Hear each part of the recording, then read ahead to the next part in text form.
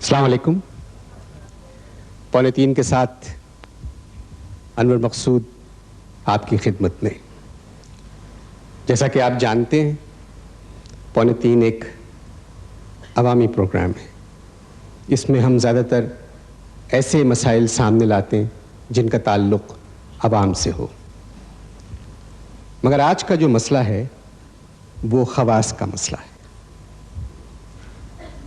Set देख के आप पहचान गए होंगे ये कोई चालों का प्रोग्राम है, और ये चालें हैं कर्जे की चालें। अखबारों में आप लिस्टें देख रहे हैं, समझ गए होंगे कि आज का प्रोग्राम जो है हमारा उन्हीं कर्जदारों पर है। रईस साहब हमारे दरमियान नहीं है, अगर वो जिंदा होते तो एक न एक रुबाई इस पे भी ज़रूर लिखते। मैं आपको सुनाता हूं। अपने आमाल के सबब से यहां कोई अदना न कोई आला है, इस खुदादाद मुमलिकत में हुजूर ना दहिंदों का बोलबाला है।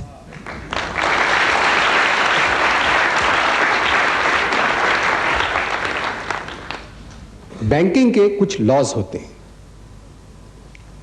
मगर जो हुकूमत पावर में आती है वो उन लॉज के अगेंस्ट आउटलॉ हो जाती है, और बाकी जो बचते हैं वो इन लॉज हो जाते हैं।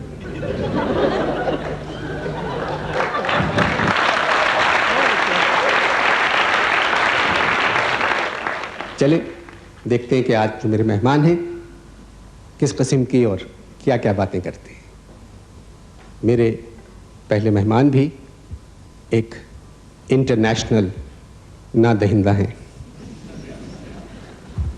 मैं उनको दावत दे रहा हूं। ख़वातीन हज़रात, 2:45 के पहले मेहमान मशहूर ना दहिंदा।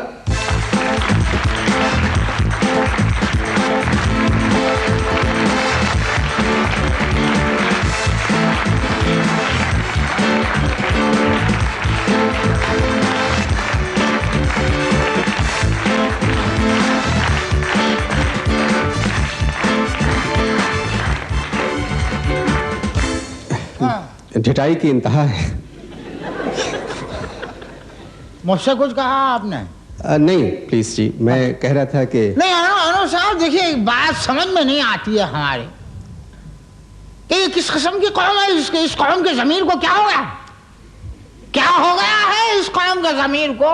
ये पुरानी गलतियों से ये लोग इस्तेफादा क्यों नहीं करते हैं? मेरा तो जी चाह रहा है कि मैं खून के आंसू रहूं और जोर जोर से रहूं। अगर आवाज जोर से है तो घबराइएगा मत।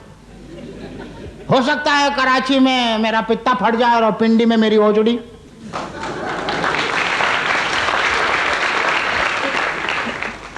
नहीं, बात क्या हो गई? कौन सी कयामत टूट पड़ी आप पर? अरे क्या अनवर मकसूद नाम है ना होगा?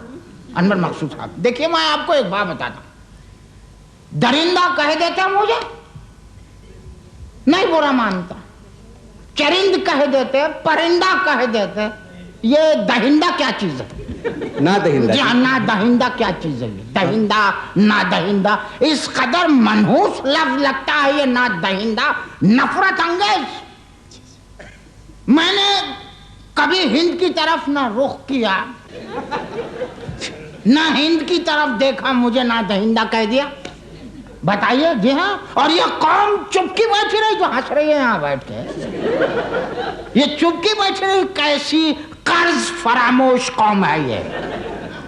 और एक बात और क्लियर कर दूं आपको, एक बात और क्लियर कर दूं मैं आपको कि ये कर्ज जो है मैंने इस कौम के लिए लिया था। कौम का फर्ज है कि वो आगे आए और आगे आए और आइए आगे आइए, जरा पीछे चले जाइए। कौम का जूता मेरे पाँव पे आ गया।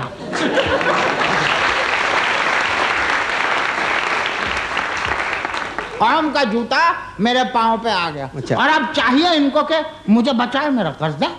बात यह है, हाँ? थोड़ी सी मुश्किल इसमें है। हाँ? आपका कर्जा है 28 करोड़ हाँ। और मेरी कौम जो है ये कुल 14 करोड़ है। Only 2 rupees per बंदा to save this ना दहिंदा।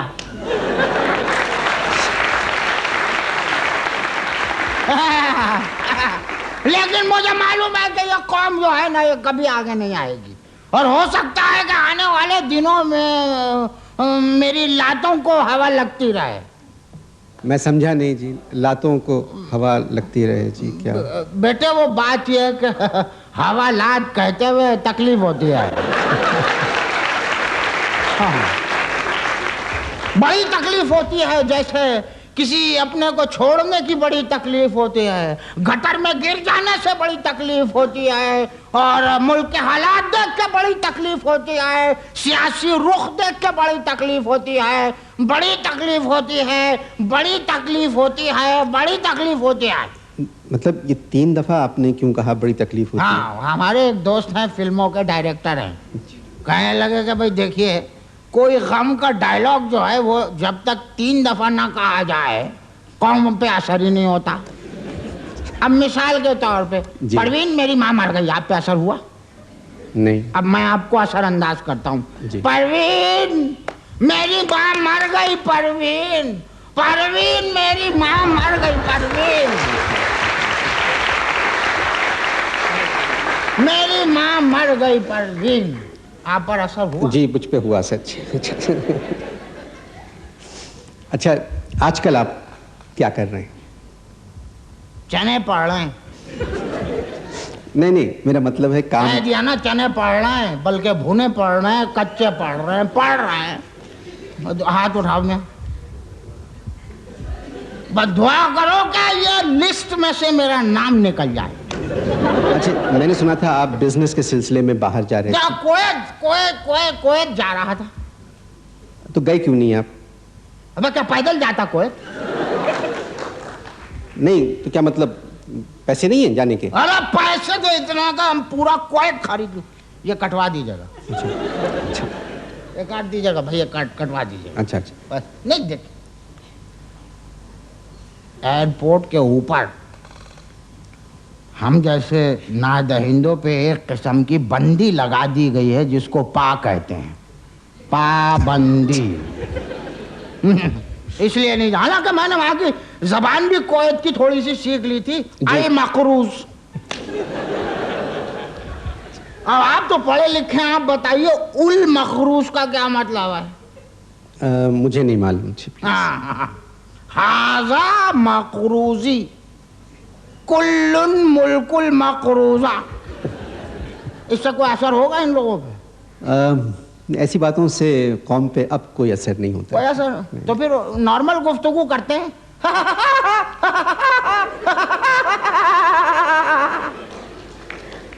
ये वुडी वुड पैकर जो कार्टून आता है उसकी आवाज निकालिए। अगर 10 दिन में तुम्हें 28 करोड़ वापस करना पड़े ना, तो तुम भी पोपाई की आवाज निकालोगे।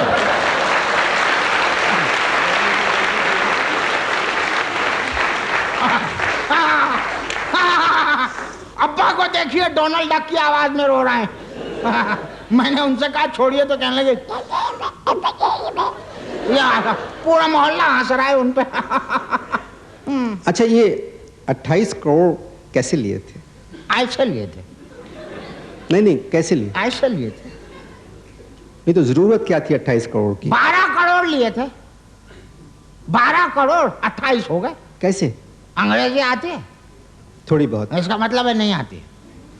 ये जो 12 करोड़ लिए थे जो 28 हो गए, दिस इज ड्यू टू लानत। ड्यू टू लानत समझा नहीं। पढ़े लिखे नहीं हो ना। ड्यू टू लानत पढ़ते नहीं हो कि सूद एक लानत है। अच्छा, ये जो 12 करोड़ आपको मिले, ये कैसे मिल गए? क्या मतलब किसने दिलाए, कैसे हुए? ये खाला की वजह से मिल गए। खाला की वजह से? हाँ, उनके फेस वैल्यू की वजह से। खाला भी डायरेक्टर बन गई, पैसे मिल गए, हम मिल के बैठ गए, मिल बांट लिया, मिल बैठ गई और एमडी लेट गए। उनके नाम से पहले लेट लगाना पड़ा। लेट।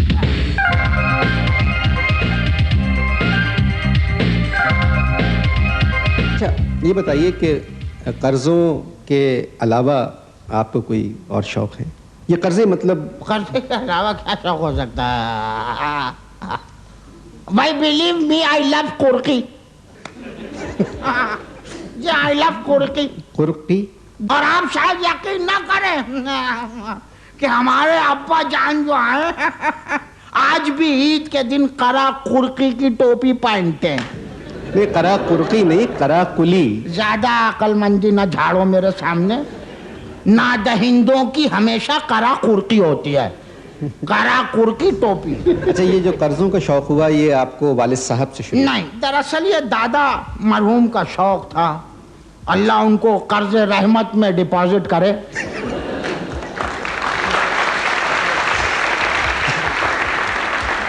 मरने से पहले अब्बा मरहूम को दो वसीयतें कर गए। वो कहने लगा, बेटा पहली तो ये कि गुस्ल करने वाले को कभी कैश पैसे मत देना, उधार रखना।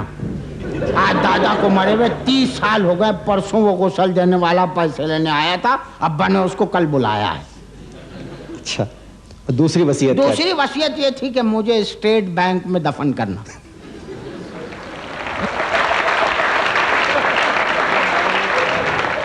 लेकिन स्टेट बैंक वाले नहीं माने। जैसा हमारे जो दादा थे ना, उनकी एक बड़ी अजीब थ्योरी थी कि भाई स्टेट नहीं तो कम से कम बैंक फ्यूनरल ही हो जाए। अच्छा, मेरा मतलब है कि कभी इस तरह की बातों से कुछ एहसास जुर्म होता है? और किस सिलसिले में? माशाल्लाह, क्या थिंकिंग है आपकी? क्या कहा आप? मुझसे कुछ कहा? नहीं नहीं, मैं अपने आप से बातें करता हूँ। अच्छा, ठीक है। कमाल है, गट्स है। ख़वातीन व हज़रात, 2:45 के अगले मेहमान हैं एक नौजवान बैंकर, दयानतदार,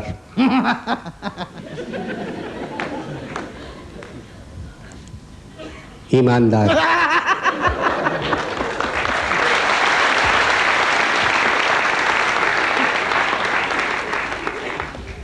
मेहनती,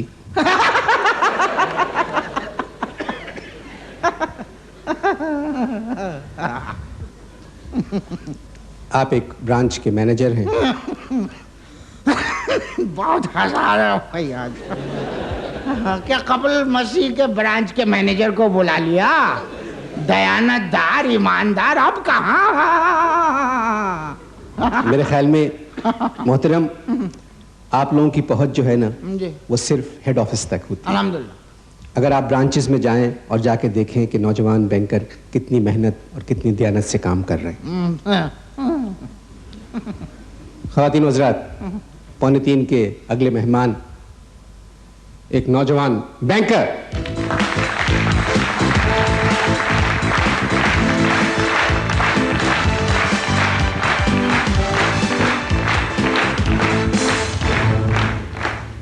अस्सलाम वालेकुम सर। हाँ, मुझसे कुछ फरमाया आपने? जी नहीं, मैंने सलाम भी अनवर साहब को किया है और सर भी इन्हीं को कहा है। अच्छा, बताइए, जवाब भी फिर यही देंगे? जी। यानी देखिए क्या इज्जत है इस मुल्क में नादहिंदगान की। वो बकौल वो हमारे एक हैं, default dear Brutus, default dear Brutus, is not in one account, but in one young, Battamiz bank managers, William Shakespeare.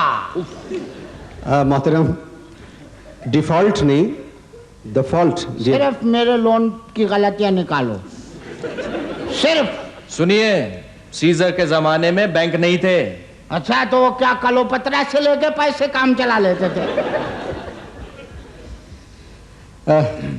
बात यह है कि आप इनको जानते हैं? अनवर साहब, पाकिस्तान का ऐसा कौन सा बैंकर है जो इनको नहीं जानता? इनके खानदान वालों ने हमारे 3 बड़े अफसरों की छुट्टी कराई थी। बहुत आउटस्टैंडिंग किस्म के अफसर्स थे वो। तो आपको तो शुक्रगुजार होना चाहिए भाई हमारा कि हमने उनको आउटस्टैंडिंग को बाहर बिठवा दिया। शुक्रिया अदा करो हमारा। अरे ये बताइए कि आप 28 करोड़ कब वापस कर रहे हैं? अगर अल्लाह की मर्जी होगी तो 2 सितंबर तक दे देंगे। लो, 2 सितंबर तो गुजर गई। तो फिर अल्लाह की मर्जी नहीं थी?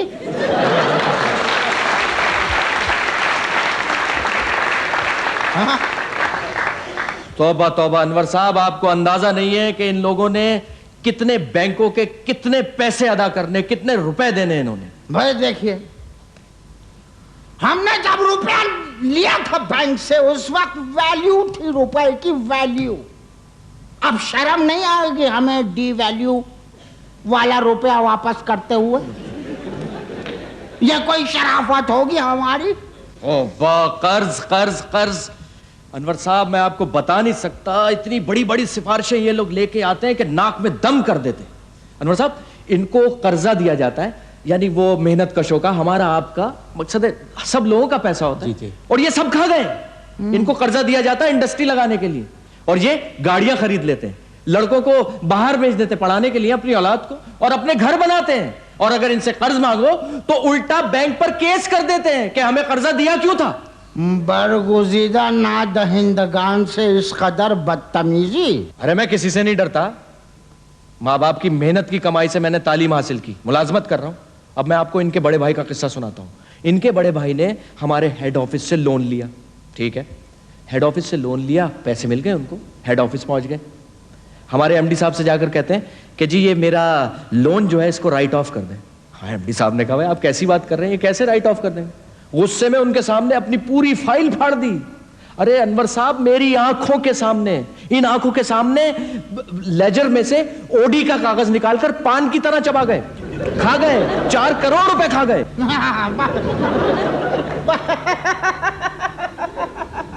मैं इनका कंफ्यूजन दूर कर देता हूं। देखिए, मेरा जो असल में भाई है उसे है ना कागज खाने की आदत है। जी जी, सरकारी कागज खाने की आदत है। जी हाँ, जी हाँ, रंगीन लाल और हरे जी, हाँ, खास तौर से खाता है। सुबह निहार में वो पता है क्या करता है? 500 के हरे नोट बीच में, एक लाल ऊपर एक लाल नीचे, सैंडविच बना के खाता है। एक दफा तो अपनी मैट्रिक की रिपोर्ट जिसमें अंग्रेजी में उसे 100 में से 0 मिले थे, कमबख्त खा गया। वो तो 0 दांतों पे चिपका रह गया, अब्बा ने पकड़ लिया। हाँ, कि अंग्रेजी में फेल हुआ है। वो 4 करोड़ का क्या हुआ? हमने राइट ऑफ करवा लिया। कमाल है, अगर मैं 5000 रुपए लेने जाऊं बैंक से तो मुझे तो नहीं मिलते लोन। आपकी इज्जत नहीं है ना कोई।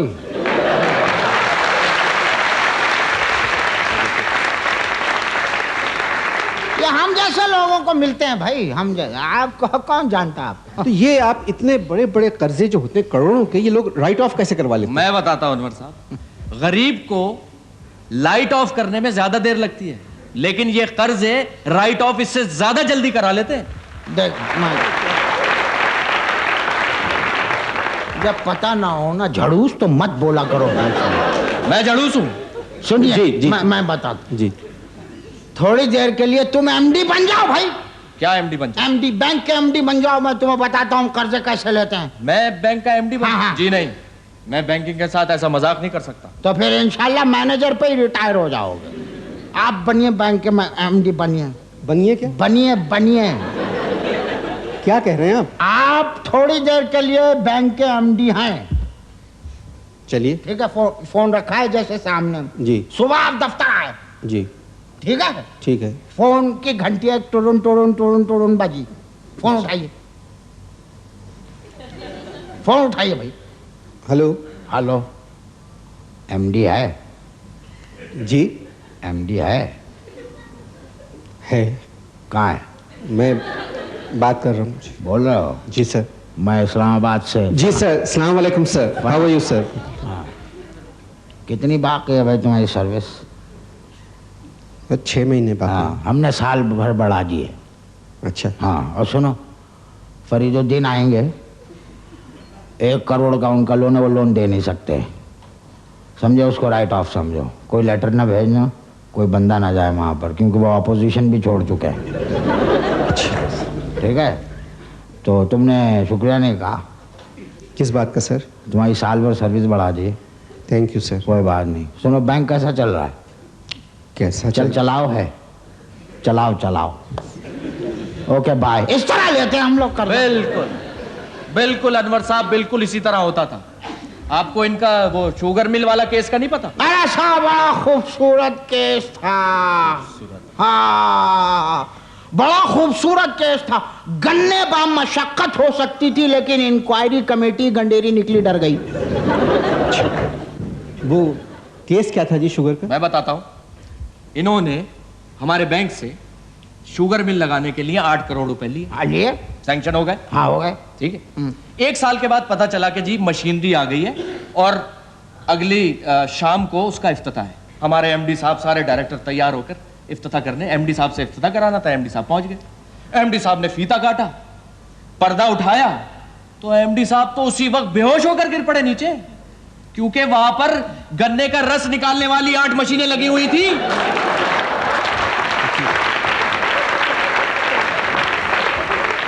और जो इन्होंने तारिक रोड से खरीदी थी। तमीज से बात करो, पैसे दे के ली थी। और मिनट रुकिए और सुनिए अनवर साहब, जब हमारे एमडी साहब बेचारे होश में आए तो इनके अब्बा सामने आ गए। इतने सारे गन्ने हमारे एमडी साहब के हाथ में पकड़ा दिए कि जी आज हमारी प्रोडक्शन की ओपनिंग है, तो पहली प्रोडक्शन, पहला गिलास मैं आपके हाथ से पीऊंगा। बेचारे हमारे एमडी साहब ने सबके सामने गन्ने का रस निकाला, बड़ी तालियां बजाई लोगों ने। उसके बाद 2 महीने तक दिल के अस्पताल में दाखिल रहे। क्या जूस निकाला है इनके एमडी ने। एक दफा निकाल लिया, वो फोक रह गई, कहने लगे गिव मी। दोबारा उस फोक को डाला, उसमें से भी जूस निकाल लिया। तो मैंने उनसे पूछा वहां अस्पताल में, मैंने कहा कि भाई ये इस कदर खूबसूरती से जूस कैसे निकाल लेते हैं आप, और इस कदर एक्यूरेट? तो कहने लगे कि 2 साल ढाका में भी पोस्ट रहा हूं मैं।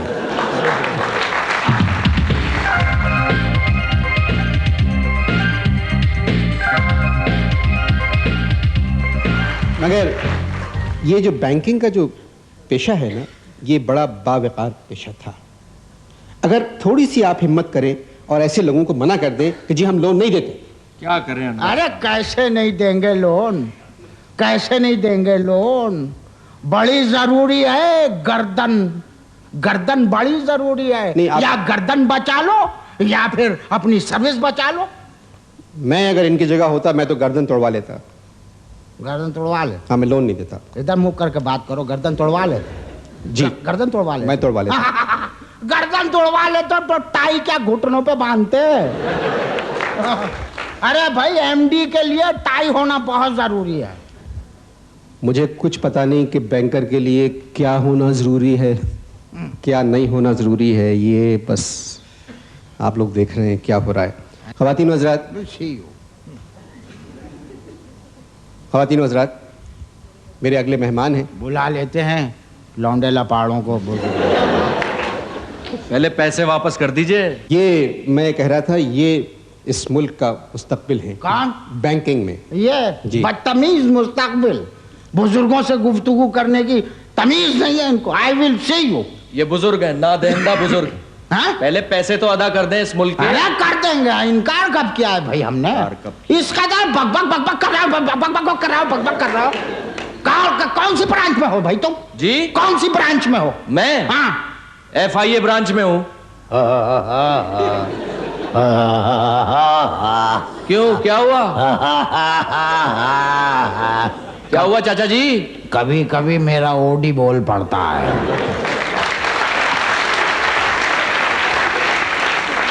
वैसे आपकी बात से इत्तेफाक करता हूं मैं जी। मुस्तकबिल है ये लोग माशाल्लाह, गुड लुकिंग एफआईआर ब्रांच का है जी ना। हाँ, जी हाँ। ख़वातीन हज़रात, 2:45 के अगले मेहमान एक सियासी शख्सियत। अरे ही इज स्टिल अलाइव। मेरे ख्याल में आप आ जाएं मेजबानी के लिए, मैं आपकी जगह बैठ मैं जानता हूं उनको, बाहर मिले तो मुझे। जिस तरह की आपकी हरकतें हैं आपको अंदर मिले होंगे, बाहर मिले थे। मुझसे कुछ कहा आपने? नहीं, मैं आपसे बात नहीं कर रहा हूँ। 6 अक्टूबर को जो इलेक्शंस हो रहे हैं उसमें आप हिस्सा नहीं ले सकते क्योंकि आपका नाम लिस्ट में है, आपको इजाज़त नहीं मिली। 8 अक्टूबर को आपकी शादी थी जो अब बाई इलेक्शंस तक पोस्टपोन हो गई है। ख़वातीन हज़रात, तशरीफ लाते हैं सियासी नादहिंदा।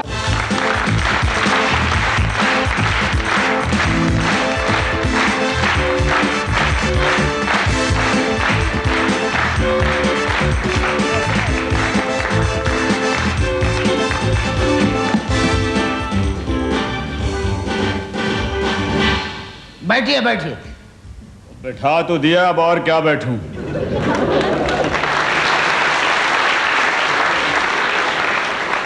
सोचा था कि पोलिंग बूथ में काजी को बुलवा के वहीं पे निकाह हो जाएगा, लेकिन निकाह से पहले ही नाअहल करार दे दिया। लेकिन एक बात बता दूं कि अगर मैं जीत जाता तो मैं इस मुल्क की तकदीर बदल देता, तकदीर बदल देता, तकदीर बदल देता। सेम फिल्मी फ्रेंड परवीन, तुम्हारी माँ मर गई परवीन।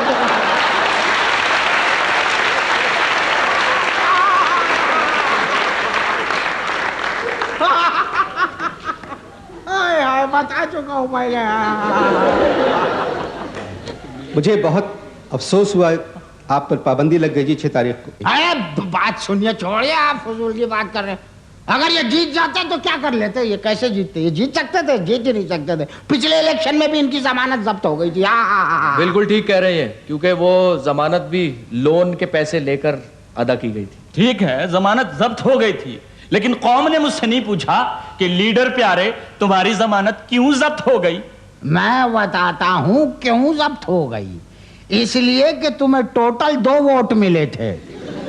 जी हाँ, पहला वोट खुद डाला और फिर बूथ से निकले, घर गए, कपड़े बदल कर आए और दूसरा भी खुद ही डाला।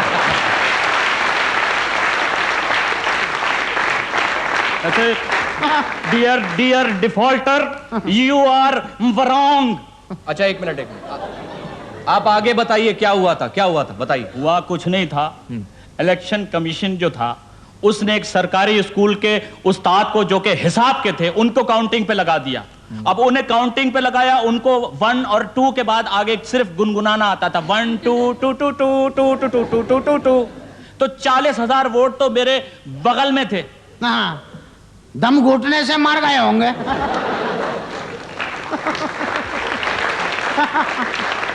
जरा सी जगह दे दीजिए, मुझे तो चेहरा नजर नहीं आ रहा। जी, बात यह है, मैं आपसे गुजारिश कर रहा हूं मोहतरम कि ये रिकॉर्डिंग हो रही है और ये प्रोग्राम ऑन एयर। तो हक़ाइक़ भी तो बताने चाहिए ना लोगों को। अरे अनवर साहब, कोई फर्क नहीं पड़ता इन लोगों पे।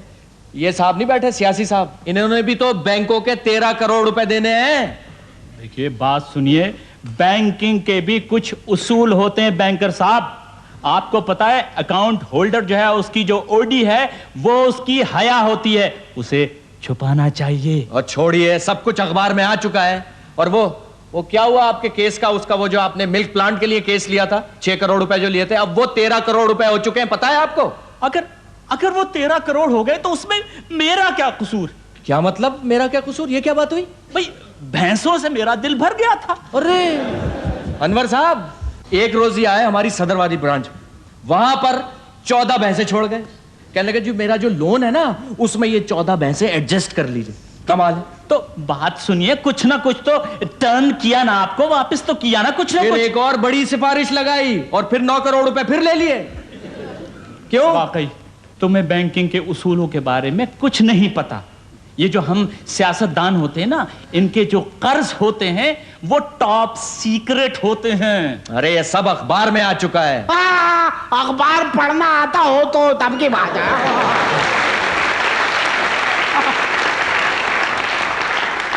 अखबार पढ़ना नहीं आता, चलो ठीक है, अखबार सुन तो सकते हैं। एक बात सुने, आप कहना क्या चाहते हैं? आपको पता है मैंने ऑक्सफोर्ड से मैट्रिक किया है। क्या? ऑक्सफोर्ड से मैट्रिक? आपकी तालीम कहां तक है? मैंने कैम्ब्रिज से नहुम किया है और बरकले से दोहुम किया है। अब बोलो।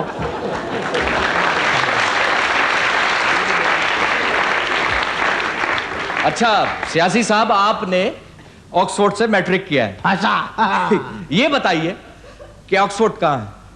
ये खारादर के पीछे है।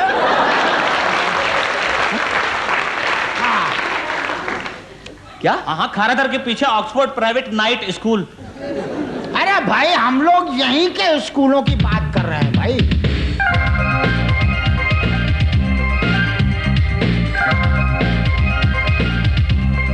वैसे एक बात बताऊं, बंकिंग का मतलब है, ये लफ्ज है बैंकिंग, बंकिंग नहीं है, बैंकिंग है।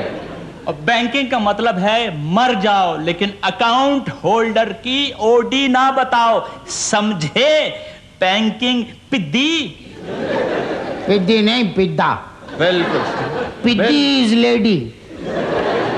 बिल्कुल सही है अनवर साहब। अनवर साहब, जब तक ऐसे किंग्स पर बैन नहीं लगेगा, ये बैंकिंग कभी भी ठीक नहीं हो सकती। अरे छोड़िए साहब। अरे आप लोगों से तो अच्छे वो डाकू हैं। हाँ, some of them are very handsome. मैं शक्ल की बात नहीं कर रहा हूं। फिर तुम क्या हरकतों की बात कर रहे हो? जी, वो तो कभी कभार डाका डालते हैं बैंक पे, आते हैं चले जाते हैं। अरे आप लोग तो रोज डाका डालते हैं बैंक पे, रोज बैंक के पैसे घसोटते हैं आप।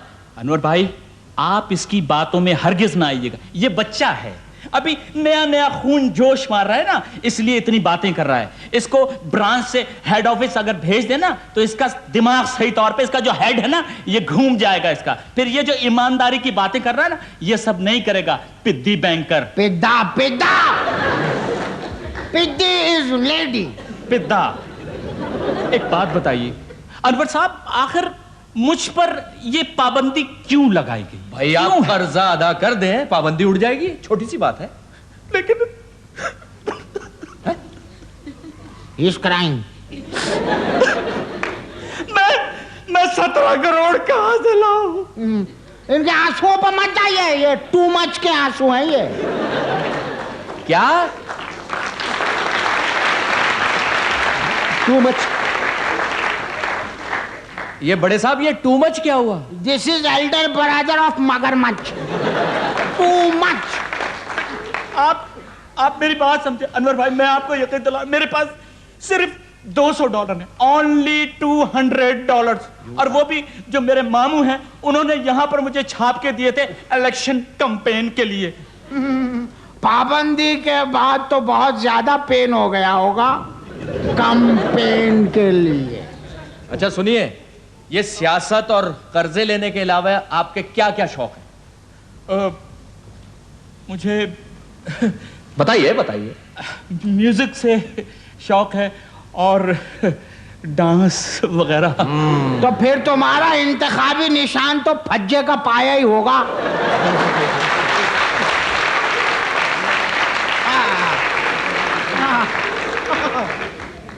कमाल है, हद हो गया अनवर भाई। इन लोगों ने अपने फायदे के आगे कुछ नहीं सोचा, इस मुल्क के बारे में नहीं सोचा, इस मुल्क की जरखेज जमीन के बारे में नहीं सोचा।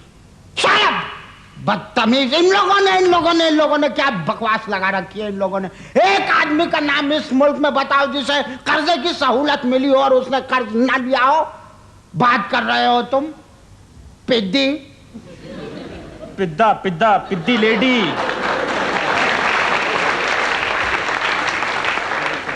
मेरी नकल करने की कोशिश मत करो, समझे? पिद्दी। और एक बात सुनो, ये जरखेज जमीन जो कह रहे हो ना, ये जरखेज जमीन सूद के लिए है। इधर कर्जा लो, दूसरे दिन से फलना शुरू हो जाती है, तीसरे दिन से फूलना शुरू होती है। कर्जा लेने वाले की मुसीबत। जी, आप लोग कर्जे लेते हैं, देने के लिए थोड़ी लेते हैं आप लोग कर्जे। अरे साहब, हम क्या करें? हुकूमतें बदल जाती हैं इतनी जल्दी। हुकूमतें बदल जाती हैं।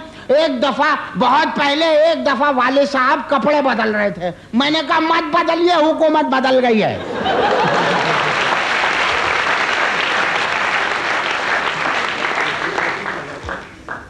बात ये है, इतने लोग देख रहे हैं, यंग मैनेजर्स यहाँ भी बैठे हुए हैं, कई लोगों को जानता हूँ, ये वापस करने का सोचते क्यों नहीं आप लोग?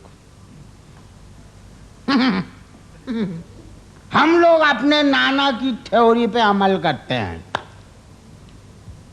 नाना की थ्योरी? फरमाइए क्या थ्योरी? उनकी ये थ्योरी थी कि देखो बेटा, एक बात याद रखना कि कर्जा लेने के लिए होता है, ज़कात देने के लिए होती है।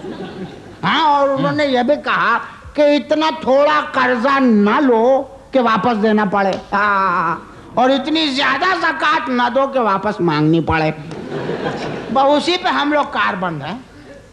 अनवर साहब, इन लोगों ने तरक्की पजीर मुल्क को कुर्की पजीर मुल्क बना दिया। बड़े अफसोस की। अच्छा, मेरी बात सुनिए कि कभी वालदा ने आपको जी देखिए, वालदा का भी अजीब याद आया। वालदा अपने पीछे स्मॉल इंडस्ट्रीज के 6 करोड़ छोड़ गई। जी हाँ, वो तो स्वयं था वालदा का। तब उस वक्त जब नोटिस आया बैंक का तो अब्बा के हाथ से पाव भर चने निकल गए।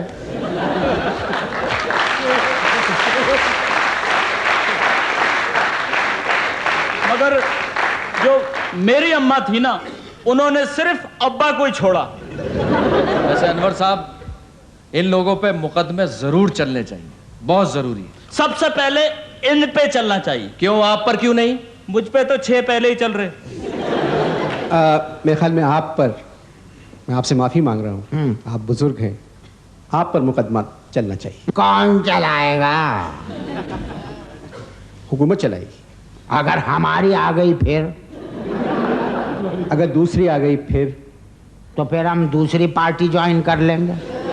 अरे, सिर्फ ये 28 करोड़ कर्जे की खातिर आप दूसरी पार्टी ज्वाइन कर लेंगे? हमें पिद्दी 28 करोड़ इतनी बड़ी रकम है, मैं तो क्या, मेरी पूरी पार्टी दूसरी पार्टी ज्वाइन कर सकती है। इतनी देर की इस बकवास में पहली माकूल बात की है इस इंटरनेशनल डिफॉल्टर ने। शट अप, जमानत जब्तू। 2:45 की आखिरी मेहमान एक खातून है, एक बुजुर्ग खातून। मैंने बहुत मिन्नत की उनकी कि आप जरूर तशरीफ लाइए, तैयार नहीं हो रही थी। आखिर में मान गई। मैं उनको यहां आने की दावत दे रहा हूं। ख़वातीन हज़रात तशरीफ ला रही हैं। बेगम साहबा,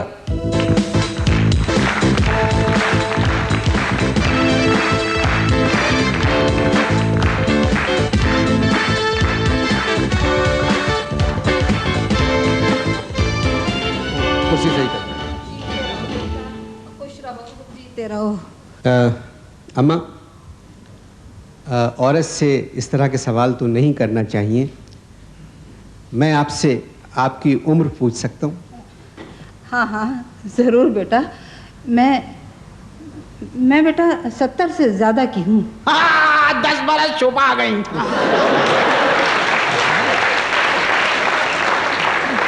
हमारे यहाँ इस मुल्क में खवातीन अपनी सही उम्र क्यों नहीं बताती हैं भाई? अरे बेटा, तो 70 और 80 में क्या फ़र्क है? हाँ, सही कह रही है। 70 और 80 में वाकई कोई फर्क नहीं है। 70 में भी जमहूरियत नहीं थी, 80 में भी जमहूरियत नहीं थी।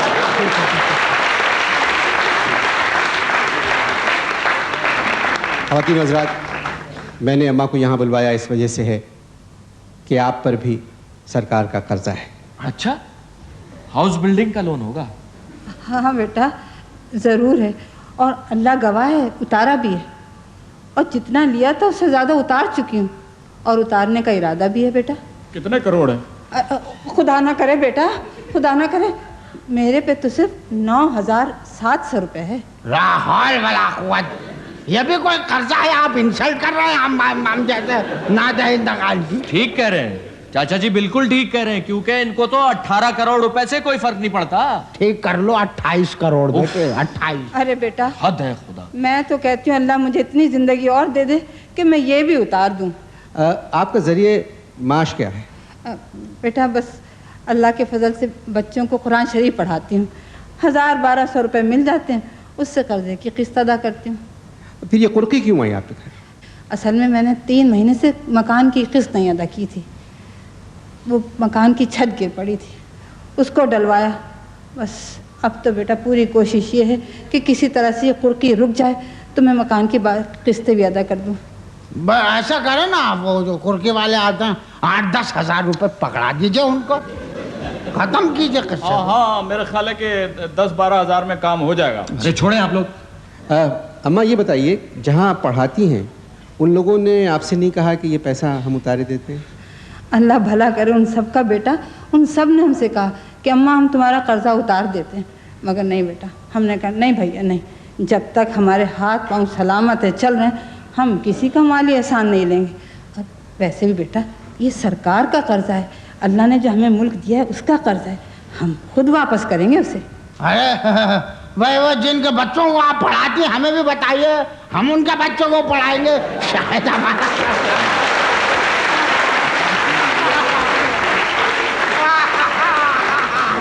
हाँ पूछूंगा जरूर उनके नाम।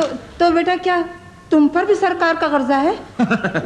जी हाँ, आज से 1 महीना पहले इन पर सरकार का कर्जा था, लेकिन आजकल इन पर सरकार का डंडा है। कुछ आपने सोचा कि इस उम्र में छोटे से घर के लिए जो कर्जा बचा हुआ है उसको अदा करने का अज़्म भी रखती हैं, मेहनत भी कर रही हैं, और क्योंकि मुल्क का कर्जा है ये उसको खुद वापस करना चाह रही हैं। कैसा लग रहा है आपको? किसको? अच्छा आपने सुना ही नहीं? नहीं। बात यह है अम्मा, इस पूरे मुल्क ने आपकी बातें सुनी, और मेरे ख्याल में जिन लोगों ने सरकार का कर्जा लिया है उन्होंने भी आपको देखा भी होगा इस वक्त और सुना भी होगा। शायद आपकी बात का उन पर कुछ असर हो। ख़वातीन व हज़रात, आपने 2:45 में कुछ लोगों से मुलाकात की। इसमें एक बड़े बिजनेसमैन, एक सियासी शख्सियत, एक नौजवान बैंकर और एक ऐसी खातून जिनकी दुआओं की वजह से हमारा मुल्क रोशन है और इंशाअल्लाह रोशन रहेगा। प्रोग्राम का वक्त ख़त्म हो रहा है। नज़ीर अकबर आबादी की एक नज़्म का एक हिस्सा है। आप जानते हैं हौका हो गया है पैसों का इन लोगों को। जाहिर है जब एक प्लॉट होता है तो उसी को दूसरे का शौक़ होता है, उसी को तीसरे का, उसी को चौथे का। एक मिल होती है, फिर वो दूसरी, फिर तीसरी, इस तरह गाड़ियाँ। तो ये जो हौका है इसका कोई एंड नहीं है।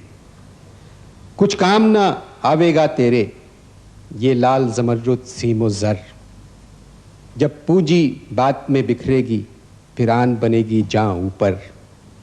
नकारे नौबत बान निशां दौलत हशमत फौजें लश्कर, क्या मसनद तकिया मुल्क मकां, क्या चौकी कुर्सी तख्त छपर। सब ठाट पड़ा रह जावेगा जब लात चलेगा बंजारा। शुक्रिया। खुदा हाफ़िज़।